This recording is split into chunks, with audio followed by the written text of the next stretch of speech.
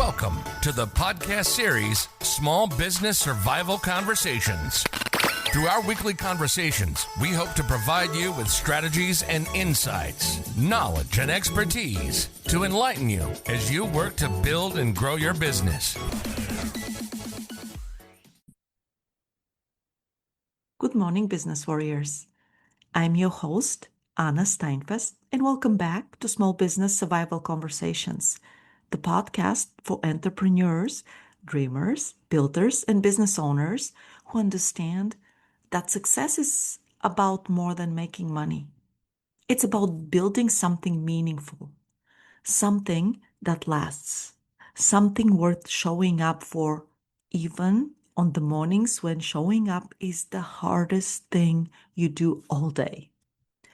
And today, I want to talk to the business owner who doesn't feel very motivated right now. I know that might sound like a strange way to open a Monday morning episode, but I also know that not everyone listening to this is riding a wave of momentum. Some of you are, and I love that for you. Hold on to it. But some of you are carrying something heavier this morning. Maybe you lost a contract you really needed. Maybe you made the wrong hire and you are still feeling the consequences. Maybe you launched something you worked on for months, something you believed in, and almost nobody bought it. Maybe you spend money you know you wish you hadn't, or trusted someone you now wish you hadn't. Maybe you watched a client walk away and you know exactly where they went. Maybe you open your email this week and read those words that every business owner dreads. We've decided to go in another direction.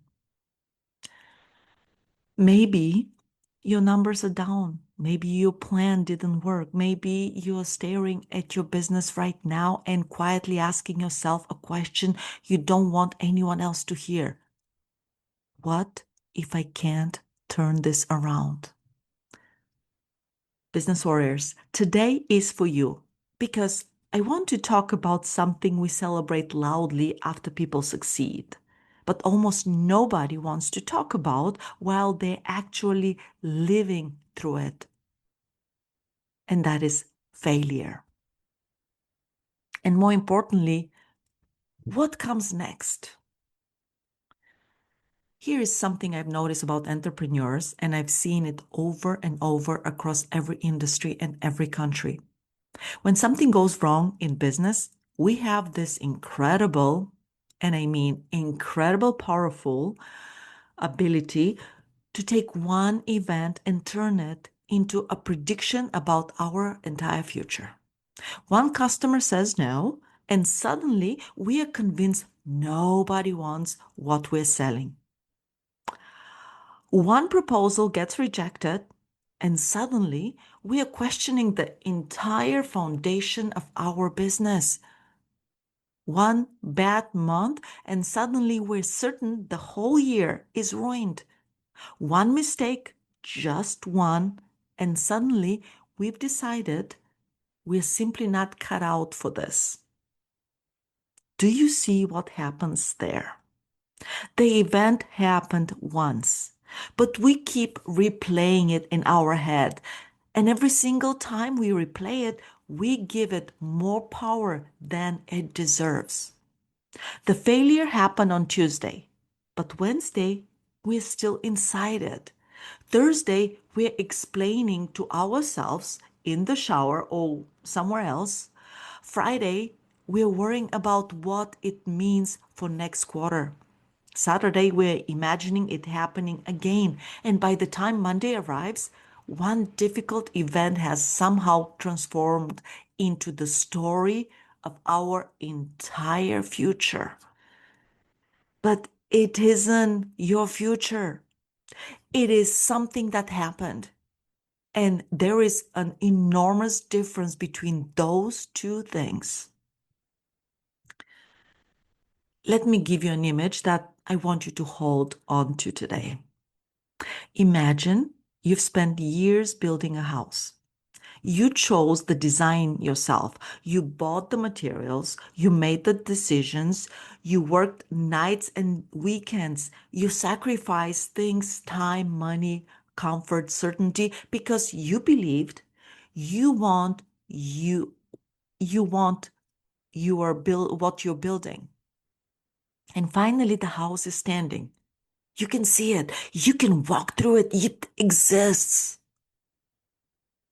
And then a storm comes through and part of it collapses.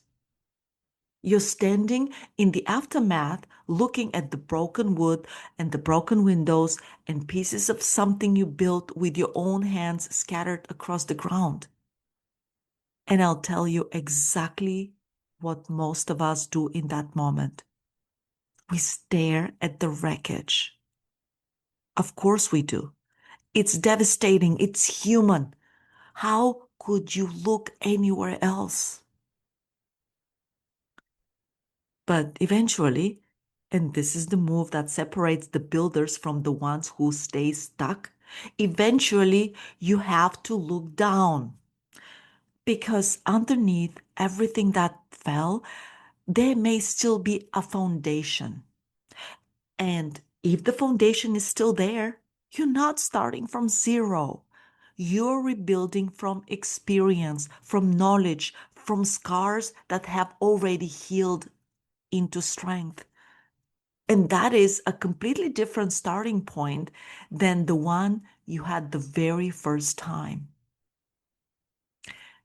This brings me to one of the most damaging lies business owners tell themselves after a failure. I am back at the beginning. I don't know whether you think, but I think that some business owners think that way. And I am here to tell you, no, you are not. You may have lost money, and that loss is real. You may have lost a client or a partner or even a business you loved. Those are real losses, and I'm not here to minimize them with cheap positivity. But you're not the same person who started the first time, not even close. The first time you started, you didn't know how to price your product or service. Now you do. The first time you didn't know which customers were worth pursuing and which ones would cost you more energy than they were worth. Now you have an idea. The first time you didn't recognize the warning signs of a bad partnership until it was too late. Now you probably would see them coming from a mile away. The first time you didn't know how long the sales cycle would actually take. Now you know. The first time you didn't know what questions to ask before signing an agreement. Now you have better questions. The first time you didn't know which parts of the business actually made money and which parts only created the illusion of activity. Now you know the difference. You may have less money than you had before, but you have more information. And in business, information has real, measurable value. You have scars. You have relationships that survived the hard season. You have judgment that can only be earned by going through something difficult. You have proof, actual proof that you can survive things that would have broken an earlier version of you. That, business warriors, is your foundation. Let me say something that is easy to say and harder to receive. But I'm going to say it anyway because I believe it's true. Sometimes failure is a tuition you pay, very expensive tuition. And I know it doesn't feel like a classroom when you're living through it. I know that when you are the one writing the check, I will say this metaphorically, or maybe literally, it doesn't feel like education. It feels like loss. But think about what we are actually willing to pay for. We willingly pay universities tens of thousands of dollars to teach us lessons in controlled environments from textbooks about situations we haven't experienced yet. And sometimes business sends us an invoice too, except the lesson is real. The stakes are real, and what we learn goes deeper than anything a classroom could teach. A bad hire may teach you how to interview people the right way. A bad client may teach you how to qualify before you commit. A cash flow crisis may finally teach you to truly understand your numbers, not just look at revenue, but understand where the money actually goes. And failed marketing campaign may teach you more about who your real customer is than 6 months of planning ever could. A difficult partnership may teach you exactly what needs to be in every agreement going forward. You paid for the lesson.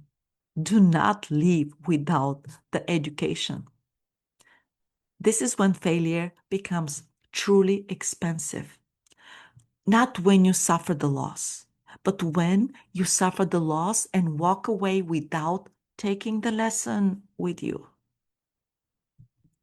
Now, here's where things get genuinely dangerous for entrepreneurs, and I want to be very direct about this.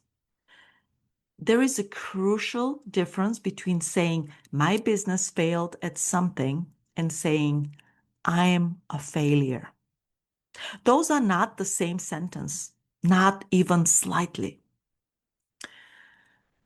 One describes an event, the other defines a person. And business warriors, smart, hardworking, capable business owners, mixed those two things up constantly. We let the results of a quarter become a statement about our worth. We let a rejected proposal become evidence of our value.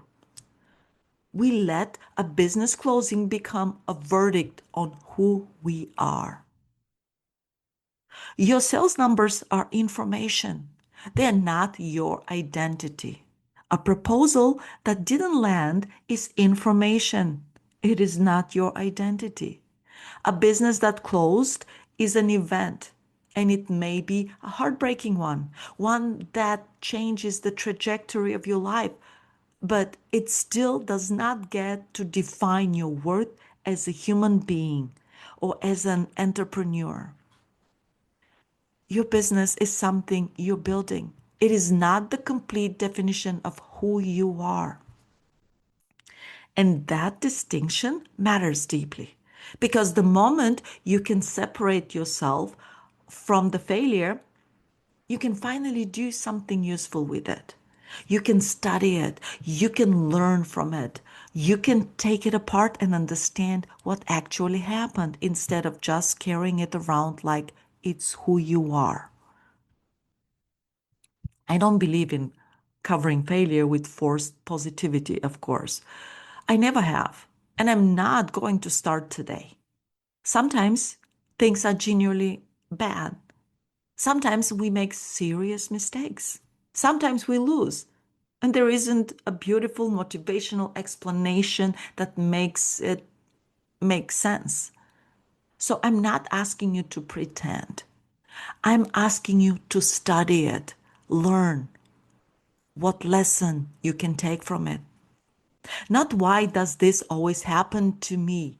Because that question makes you a passenger in your own story, waiting for the universe to explain itself. Instead, I want you to ask a better question.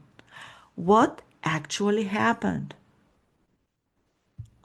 Focus on the facts. Did I price this incorrectly? Did I expand too quickly before the foundation was solid? Did I ignore cash flow because revenue looked healthy? Did I depend too heavily on one client, one channel, one relationship? Did I hire before I was truly ready? Did I wait too long to make a decision I knew I needed to make? Did I know something wasn't working and keep doing it anyway because stopping felt too scary? I know that those questions can hurt.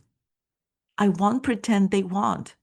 But those are also the questions that rebuild businesses because once failure becomes information rather than just pain, once you can look at it clearly and say, here's what went wrong, and here's what I understand now that I didn't understand before, it stops being only a wound.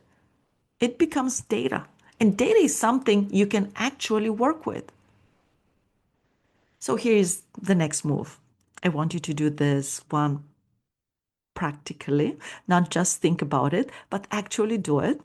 After something goes wrong in your business, most of us instinctively make a mental list of everything we lost. And that list is important. I'm not saying that you should ignore it, but I want you to make a second list, one that most people skip entirely. Make a list of what survived. Maybe you still have 17 loyal customers who didn't go anywhere. That is something. Maybe you still have your equipment, your space, your tools. That is something. Maybe you have 3 employees who would follow you into the next chapter of what you're building. That is something significantly. Maybe your reputation in the community or the relationships you've built over the years of showing up and doing what you said you would do is still completely intact. That is something that money cannot buy back once it's gone. Maybe you know with absolute clarity what you would never do again. Believe me, that knowledge is worth more than people realize. And maybe all you have left is your knowledge, your resilience, and your willingness to try again, business warriors. I want you to hear this clearly. Sometimes that is enough because entrepreneurs have built extraordinary businesses starting from less than that. What you have left is not nothing. What you have left is a foundation. But here is the part I most want you to sit with today, because I think it's the most important thing I'm going to say. If you reach rock bottom, if you get to the place where you have to start again from whatever is still standing, please don't rebuild exactly what you fell apart. Because if you do, what was the lesson you learned? Maybe your old business depended entirely on you for everything. And when you couldn't show up, nothing moved. Don't rebuild that. Maybe you accepted every customer who came along because you were too afraid to say no. And it cost you your margins and your sanity. Don't rebuild that. Maybe you were so focused on revenue that you never really looked at profit. Don't rebuild that. Maybe you grew faster than your systems could handle, and the growth became the problem instead of the solution. Please don't rebuild that. Maybe you're working 80 hours a week and calling it success when really you had just built yourself a very demanding, very stressful job with no exit and no ceiling. Please, please, please don't rebuild that. Rock bottom gives you something that success almost never gives you: genuine permission to redesign. Use it. Build the version that works better. Build with the knowledge you paid for. Build something that can survive what the last version couldn't. Now comes what I think is the hardest part of rebuilding. And it's not the logistics, and it's not the money, and it's not the strategy. It is trying again. Because once you've been burned, you remember the fire. The first time you started a business, you may have had the gift of wonderful naivete. You thought, you genuinely believe this is going to work. And that belief carried you through the uncertainty. The second time, You know what can go wrong. You've seen it happen. You lived it. And sometimes that experience makes you wiser. But sometimes it just makes you afraid. We stop taking chances. We stop trusting our instincts. We stop investing in the things that require risk. We stop dreaming as big as we used to. And we tell ourselves we are being careful, we are being responsible, we are being smart. But sometimes, if we're really honest, we are just scared. And fear dressed up as a caution is still fear. I want you to remember this. The goal is not to make sure you never fail again. That is an impossible goal, and chasing it will keep you small. The goal is to make sure the next failure cannot destroy you. That is a different goal entirely. It is the actionable and achievable one. Make sure that you build cash reserves. Diversify your customers so no single client holds your future in their hands. Put agreements in writing. Understand your numbers well enough to see problems coming before they arrive. I want you to create systems. Ask for help earlier than feels comfortable. Test ideas before betting the whole company on them. That is what experience should give you, not paralysis, but better judgment about risk. After major setbacks, most of us believe our comeback needs to be dramatic. A big announcement, a grand reopening, a bold move that signals to the world and to ourselves that we are back. It doesn't need to be any of that. You need movement. One move, small, simple, something you can actually do this week. One phone call to a potential customer, one proposal that goes out the door, one honest conversation with your accountant about where you actually stand, 1 hour spent clearly at your numbers without flinching. One step, that's all. Because the purpose of that first step is not to rebuilding everything. The purpose is to prove something to yourself, not to the market, not to the competitors, not to anyone watching, but yourself. It's to prove I am moving again. And movement creates evidence. Evidence creates confidence. And confidence creates more movement. And eventually, what looked like rock bottom starts to look like something else entirely. It starts to look like the place where you changed direction. You pivoted. We call that in the business world. I want to leave you with one last thought before your action step. Imagine your business 5 years from now. Imagine it stronger, more profitable, more stable, built on the right customers with the right systems and the right people around you. Imagine you're not constantly putting out fires. Imagine you have some breathing room and someone asks you, when did everything change? Maybe you'll think back to this season, not because you enjoyed it and not because you choose to go through it again, but because that's when you finally stop doing what wasn't working. That's when you learn your numbers. That's when you change the model.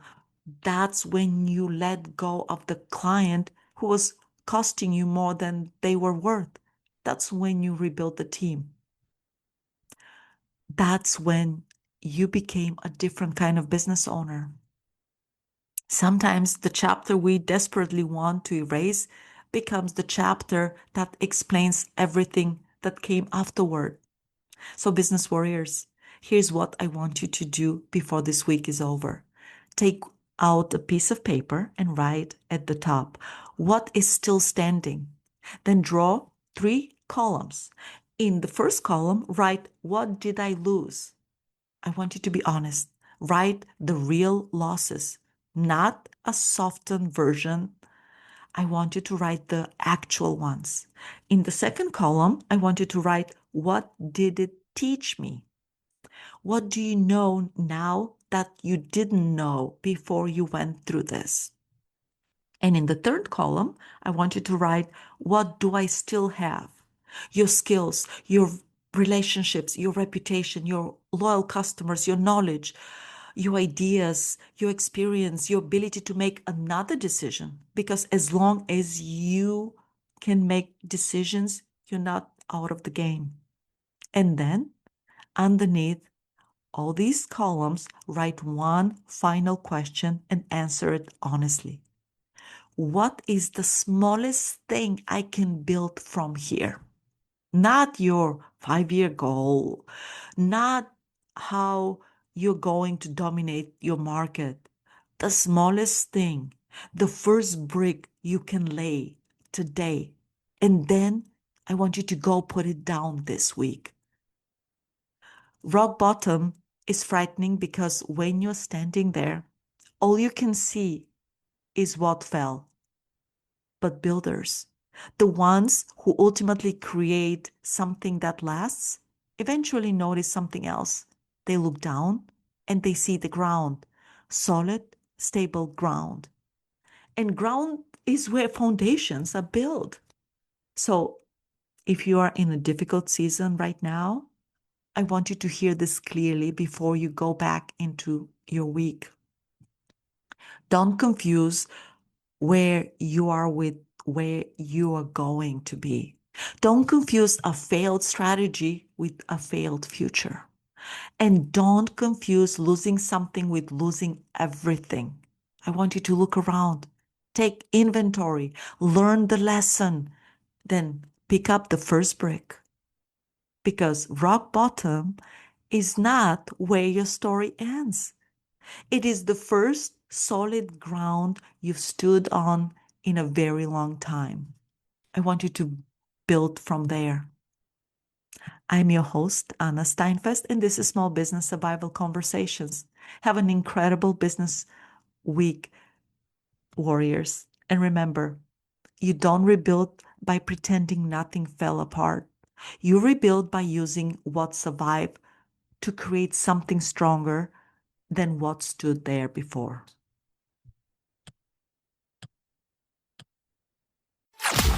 You've been listening to the Small Business Survival Conversation podcast. Make sure to like, rate, and review the show. And don't forget to join us next week for another episode.